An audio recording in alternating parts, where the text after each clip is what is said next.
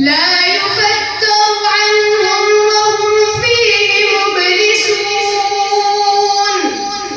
وما ظلمناهم ولكن كانوا هم الظالمين ونادوا يا مالك ليقض علينا ربك قال إنكم ماكثون لقد جئناكم بالحق ولكن أكثركم للحق كارهون أم أبرموا أمرا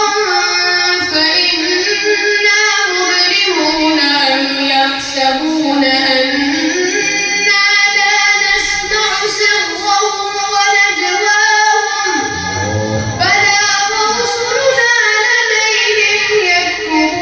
يكتبون قل إن كان للرحمن ولد فأنا أول العابدين سبحان رب السماوات والأرض رب العرش عما يصفون فذرهم